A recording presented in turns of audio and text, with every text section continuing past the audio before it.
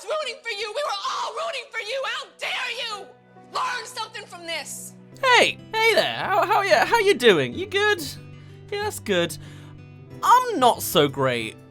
I mean, honestly, I'm not happy.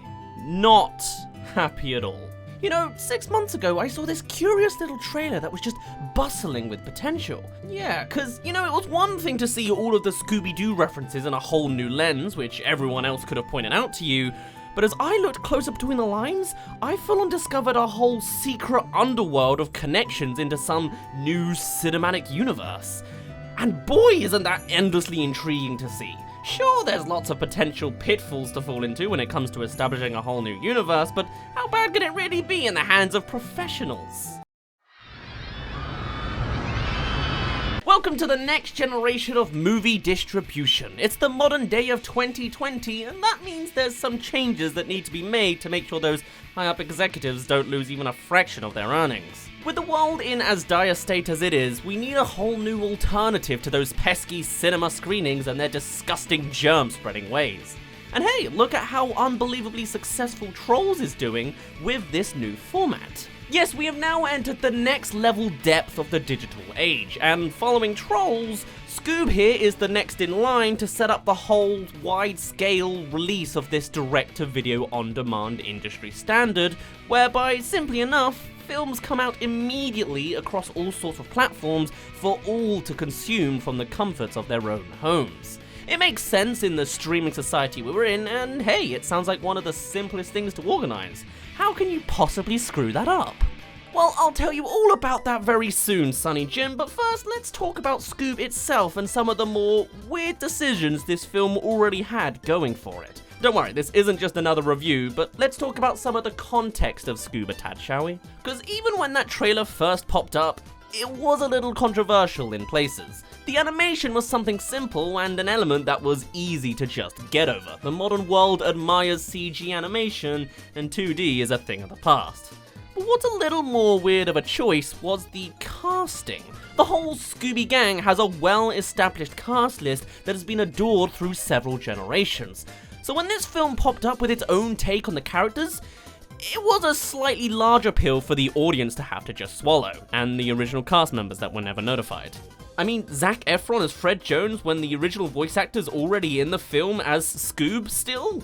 Mark Wahlberg? Amanda Seyfried? Ken Jeong? No more Matthew Lillard? Why? Especially considering the OG cast are all returning for all of the other Scooby-Doo reappearances. Why just here would they be recast and sent away? Well, as time passed, I figured it was just another thing to get over, and I shouldn't really think about it all too much. So over time, more trailer clips popped up, and I considered making videos on them, but ultimately decided not to. And then I saw this one. Oh, I get it. It's a cringy film, playing to the lowest common denominator who still thinks dabbing is cool 6 years after its popularity surge. That makes sense. And so I shrugged my shoulders and I got on with my day. It's not gonna be a good film. But then, yet another clip showed up revealing that Blue Falcon is actually the immature adult son of the original Blue Falcon. Okay, bit of a weird character to throw right in there, but hey, that explains the cringiness away. Maybe this film isn't so bad after all. And so I sat for a little longer still. The walls around me got closer and closer, and I could no longer afford the risk of going outside to get a haircut. Come to around release time, and I'm admittedly a little bit hyped. I love me some cinematic universe setup, and with the on-show appearances of past failures, maybe something as planned and established as this would have a pretty good shot of it all. And to add on to that further, this new format of film releases is kind of intriguing. I can't say I don't support changing with the modern times to improve convenience ever more over sticking to some failing business model of the past. So I'm readying up for this May 15th date being shoved in my face until it's not there. I head over to the official website and open up every single available source, and it's all hidden behind an American paywall. Well, okay, what if I use a VPN to access them through America or something? No dice. I need an American payment type or account to get access. Okay, well, what if I set up an American gift card on Amazon? Nope, nothing there. Hey Google, when does Scoob come out in the UK again? Oh, right, yeah, May 15th, of course. I mean, that's fine.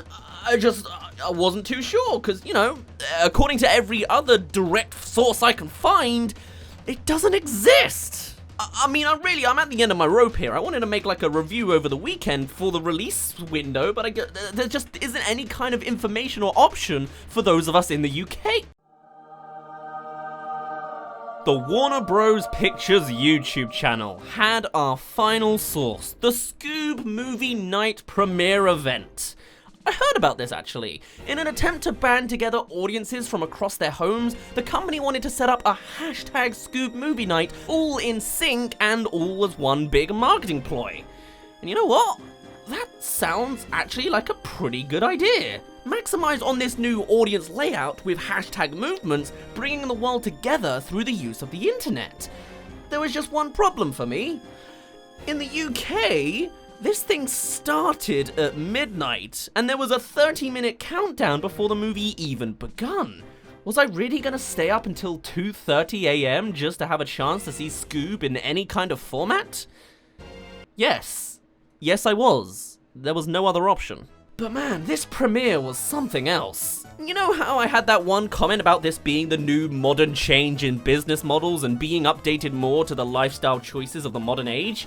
Well, I didn't exactly say it quite like that, but even still, the Scoob really decided to run with this. The movie watch movement is cool, but Scoob wasn't done with their hashtags yet. Throughout the 30-minute premiere sequence, they're constantly going back to these extra marketing hashtags to sweep up as much of the young audience as possible. I mean, hashtag Scoob Movie Night makes sense, and pinning kids to tag pictures of their own versions of Scooby sandwiches is an admittedly kinda cool idea if we weren't in the middle of a pandemic undoubtedly wrecking all of our food rations. Sure. Plus though, it seems kinda stressful with that short countdown to the actual movie, you know? Even still, the premiere continued on. There's moments with several of the voice actors, of course, but minimum Zac Efron, because he's just too cool for that kind of thing, and trivia questions for a quiz about the most basic questions imaginably possible, other than, like, what's the name of the dog? Because you know, kids have about as much IQ as a toothpick, yeah? That's what the film industry thinks. They advertise toys because, hey, that's totally a thing they can do now, directly to their audience. Isn't that terrifying? Monopoly's for the win, am I right? Oh yeah, and then there's the TikTok dance challenges too. Yes, that's a real thing. It's really pandering. Wait, is Scoob there in real life? Like his shadow is there and everything. Yeah, it's really Scoob. That was amazing. That was genius. That was really good. My favorite part is the hashtag Scoob dance that gets like 3 seconds of on-screen time that you actually see the hashtag. Nice editing. Alright, okay, so I've been sitting through this movie premiere for almost 30 minutes, but I gotta say, there's an awful bit of doubt in my mind about it all. I mean, after all this faffing around to find a version that'll accept my English money, you're telling me there's now just a free version to watch on YouTube? What is this premiere anyway? How does any of this work? What happened to the overpriced renting and buying options? There's no link to watch the show throughout this live stream, and it's just saying we're about to watch it again and again. I looked at the live comments to the side, and they're all saying much the same thing. And so we reached the final countdown, waiting for that confusing yet intriguing end to the beginning. The marketing's a little rough around the edges, but this is the first of its kind, right? And so it hits the end, and the live stream stops. Give it a couple more minutes, and the comments are deleted as well. Wait, so hold on. Are you telling me that the plan for this whole movie watch night was to just in sync as the premiere closes, everyone is to just go to the main website, go through the same monetary processes as always, and just magically sync up the movie across the world like that? No links or instructions on how to do it throughout the live stream, or no banner moment at the end saying, go press the play button now or anything? Just a simple cutoff and then fend for yourself kind of approach? I mean, I felt pretty dumb believing for even a minute that this was actually leading to a free movie, but to not even have instructions as to what's expected to happen is just baffling. And clearly I wasn't the only confused soul. I thought it was a movie night. My family is sad. My little brother is crying. Warner Brothers, you horrible animals. So I searched, and what do you know, even when I go to the main website again, I'm still locked out for being British, and this is an entirely American experience. On the internet, every source had run dry, every link, lead, and livestream led to the same dead end.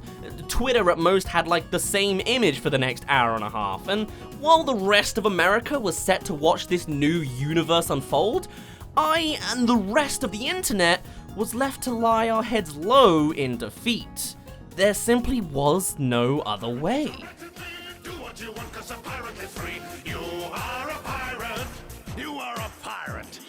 I mean, it took several days after the fact and a whole bunch of YouTube shuffling first, but yes, finally our salvation was met through the most sinful of routes, pirating websites.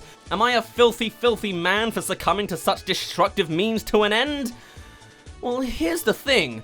I have pretty good faith in the idea that this film is gonna make some headlines. At the time of writing this video and recording it, there's no real reflective data on the successes of Scoob just yet.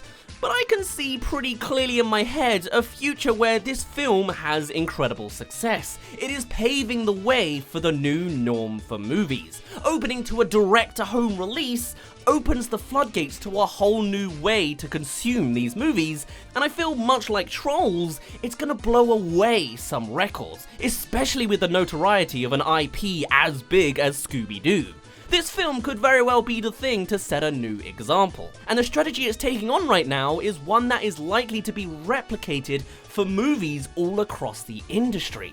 And as it stands right now, I have a major problem with that. The marketing technique used behind the Scoob movie is incredibly refreshing considering the context around it, but in a lot of ways, it has some really weird decisions that I absolutely don't support. Like, I get it sometimes that movies have all sorts of distribution timelines in differing countries. Sometimes yearly events happen on different dates, or research shows differing success at certain holidays. Like, I get all that. Sometimes it is understandable for a film to be delayed in other countries, but this really doesn't fit the bill. There's currently a pandemic sweeping across the entire globe. Everyone and their mother is literally stuck inside their homes, and the internet of which this film is contained is an entirely international platform, mostly. And to put so much marketing into such a broad, open audience, only to have the services available to only a limited section of that audience, is pretty ignorant. Or further than that, even just an official announcement that there are other release plannings for other countries would have sufficed to communicate the entire picture across. Even now, when I Google the UK release date, there's simply no information about what I'm expected to do. And when it comes to live streams and the sort, is there really no option to limit the audience reach to a particular country so as to not make a fool out of everyone else in the world? The thing about this new direct-to-home approach is there's all sorts of fresh new grounds that can be tackled, and it's genuinely intriguing to see how the movie industry can be expanded through this new medium. There's a heightened level of interaction with its audience through the likes of those social media challenges. Sure, that sandwich is a little ridiculous and the TikToks are cringy, but I must admit there is a kind of charm to it all. But when it comes to full-on distribution arrangement, I have to say that when it comes in the form of an internet-based release, and there's no major holiday differences across the globe, then it just seems incredibly counterintuitive to lock these releases behind some geographical lock. The direct-to-home release allows for a good bit of innovation for the movie industry. It's true we can now feature live mass watchings like classic TV plus hashtags. It's true there can now be direct merch advertising directly to the audience that would benefit from it. And it's true this new format is an updated and modern model for how many people live their lives these days. On all those fronts, I do support it, however cringy and slightly horrifying. But there is another notable change to what direct-to-home will bring, and that is the tricksy business of pirating as well. This footage you're seeing right now has been entirely pirated footage, and you gotta admit, it's pretty clean. With no crappy cameras in angled cinema screenings, the quality of pirated content is gonna improve dramatically, which will undoubtedly sway a lot of people looking for a free movie. Is that a problem? Yeah, probably, but in the case of Scoob, I'm more than satisfied with their service, because it's actually providing a service that I would otherwise not have any access to. So now that I do finally have my cheating eyes on this 94 minutes enigma, how's it actually looking? Well, here's the thing. I don't want to support this film financially to leave a message. You know how it is, speak with your wallet kind of thing. I don't like this distribution malarkey. I don't want to help the film out. $20 odd seems like a lot anyway, but regardless of its content, it's gonna make a lot of money. All the pieces are just gonna fall conveniently into place, right? And considering the content that's actually in this adventure, it's also just as much of a disaster to be duplicated elsewhere. Is this film worth the renting price? No, absolutely not. This film is yet another diluted executive square of modern day formulaic content. This film is basic, absolutely pandering to the lowest common denominator with its incessant need to spout unwitty lines to the audience for a cheap chuckle. And okay, sure, so it's trying to be hip with the kids with all these references to social media and Netflix and celebrities and whatever.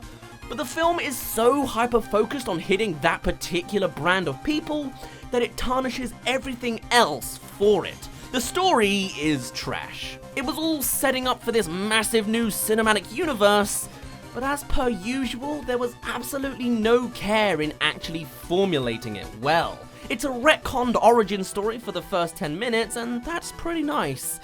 But soon enough, everything just kinda kicks into gear, meeting more and more people without ever really expanding them beyond their surface level. It's weird because it's simultaneously expecting you to fill in the gaps of these characters you're supposed to already know, whilst treating the entire audience like this is their first ever Scooby-Doo story.